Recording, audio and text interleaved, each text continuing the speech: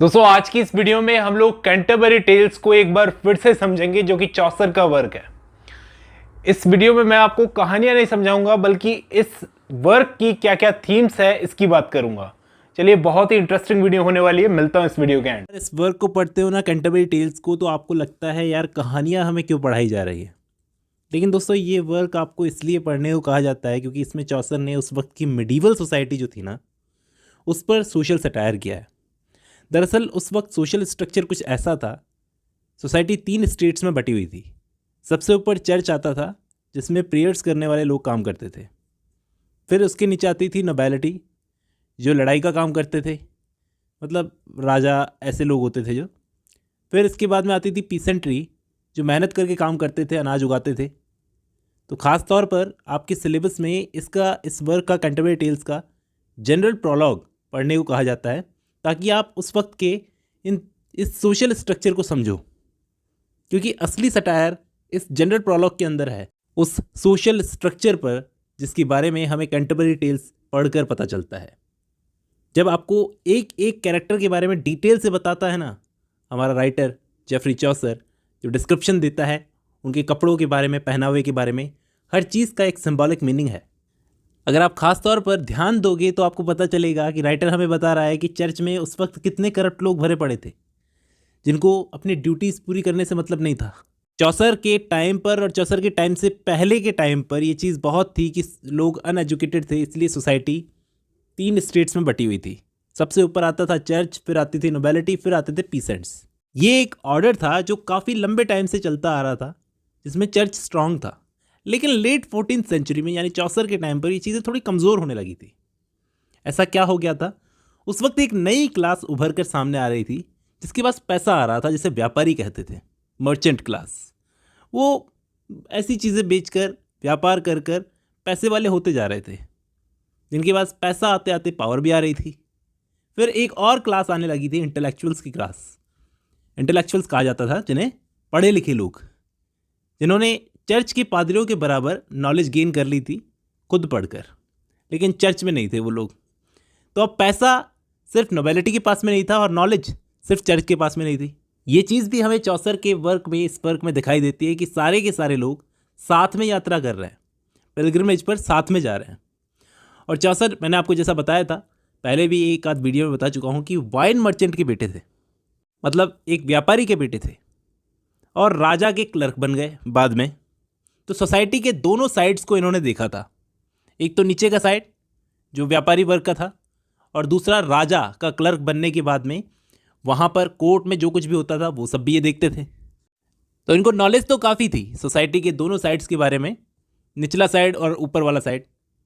सबकी कमियां खामियां जानते थे, तो सब पर बराबर सटायर करते हैं ये अपने वर्क कैंटरबरी टेल्स में, कि जो चर्च के लोग उस वक्त आपको अच्छे दिखाई पड़ते थे, चौसर बोलते हैं सरफेस के नीचे गहराई में जाओगे तो आपको पता चलेगा वो कितने भ्रष्ट और लालची लोग हैं।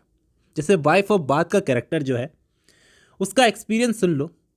वो कहती है कि शादियों के मामले में उसको जितना एक्सपीरियंस है, वो उस एक्सपीरियंस को, मतलब कई शादियों को जो इसने की थी, उन सब चीज़ों का बीच बचाव करती है ये रिलीजियस लॉजिक देकर। जैसे एक और कैरेक्टर है इस पूरी कहानी में, नन्स प्रीस्ट, आपने नाम सुना होगा। उसकी कहानी का कंपैरिजन 1831 में एक फेमस रिबेलियन हुआ था, जैक स्ट्रॉ रिबेलियन, उससे किया है। इन कहानियों को डिटेल से पढ़ते वक्त हमें पता चलता है कि उस वक्त के समाज में कहाँ कहाँ क्या क्या कमियाँ थी, और चौसर के सोशल सटायर को हमें यहाँ पर समझना होगा जब हम इस कहानी को पढ़ते हैं। तो कैंटरबरी टेल्स को आप एक चीज़ और नोट करना कि सारे के सारे जो भी यहाँ पर पिलग्रिमेज पर जा रहे थे, तीर्थ यात्रा पर जा रहे थे, सबका मकसद धार्मिक खोज नहीं थी कि वो रिलीजन को एक्सप्लोर करने जा रहे हैं, बल्कि कई लोग ऐसे भी थे जो सिर्फ मज़े के लिए जा रहे थे, ट्रैवलिंग करने के लिए जा रहे थे। जितना आप एक्सपेक्ट कर सकते हो ना दोस्तों, उस वक्त चर्च बहुत ज़्यादा, उससे बहुत ज़्यादा पावरफुल था। बहुत ज़्यादा बताया गया है चर्च का करप्शन इस कहानी में। लोगों को खुद 14th सेंचुरी के एंड तक लगने लगा था कि चर्च कुछ ज़्यादा ही अमीर होते जा रहे हैं, उनके पास बहुत ज़्यादा पैसा, बेहद अमीर होते जा रहे हैं। ब्लैक डेथ के टाइम पर 1/3 आबादी जब साफ हो गई थी, मैंने आपको बताया था कि ब्लैक डेथ आई थी उस टाइम पर, तो उस वक्त 1/3 आबादी साफ हो गई थी। तो लोगों का चर्च से भरोसा उठ गया था कि लोगों को पता चलने लगा था ये चर्च कुछ नहीं कर सकते, इनके अंदर चोर बैठते हैं जिनको ज़िंदगी जीने के लिए कोई और काम नहीं करना पड़ता, बस चर्च के कामों में लगे रहते हैं।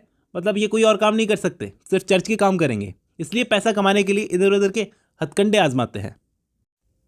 ये लोग पैसा कमाने में इतने ज़्यादा लालची हो गए थे कि पापियों का पाप कम करवाने के लिए खुद ही उनको पनिशमेंट देना शुरू कर देते थे। जैसे चौसर की कहानी का एक कैरेक्टर है मंक, जो पूजा भी करता है और शिकार भी करता है। अब मैं इसमें एक दो सिंबल्स भी बताता हूँ। जैसे इस पूरे वर्क में स्प्रिंग का मौसम जो है बड़ा इंपॉर्टेंट है दोस्तों। ये एक सिंबल है, एक ऐसा मौसम जब पूरा नेचर फूलों से भर जाता है, मतलब सुंदर फूलों से भर जाता है। और ये एक ऐसा टाइम है जब लोगों में रिलीजियस और सेक्सुअल रीअवेकनिंग होती है। और इस कहानी के जो सारे कैरेक्टर्स हैं उनके ड्रेसिंग स्टाइल, उनका जो ड्रेसिंग स्टाइल है वो भी एक तरह का सिंबल ही है दोस्तों, कि उस वक्त मिडीवल सोसाइटी में कौन क्या पहनता था और उनका पहनावा जो है क्या सिंबलाइज करता है। जैसे नाइट का कैरेक्टर है यहाँ पर, बहुत इंपॉर्टेंट कैरेक्टर है। उसके आर्मर पर जो आप निशान देखते हो ना, तो यहाँ पर चौसर बताते हैं, वो ये दिखाता है, वो ये निशान ये दिखाते हैं कि वो सिर्फ बातें नहीं करता, मैन ऑफ एक्शन है। वाइफ ऑफ बाथ का जो रेड कपड़े पहनने का स्टाइल जो था ना, उसकी लस्ट को सिंबलाइज करता है। तो हर एक कैरेक्टर ने जिस तरह के कपड़े पहन रखे हैं, किसी ने भड़काऊ पहन रखे हैं, तो ये एक अलग चीज़ सिंबलाइज करता है। हर कैरेक्टर के कपड़े अलग अलग चीज़ें सिंबलाइज करते हैं। उम्मीद करता हूँ आपको कैंटरबरी टेल्स के बारे में कुछ और डिटेल्स मिली होगी इस वीडियो के जरिए। आज की इस वीडियो में बस इतना ही। अब जब आपने ये वीडियो खत्म कर लिया तो मैं उम्मीद करता हूँ आपको कैंटरबरी टेल्स का जो मेन आइडिया है वो समझ में आया होगा। आज की इस वीडियो में बस इतना ही।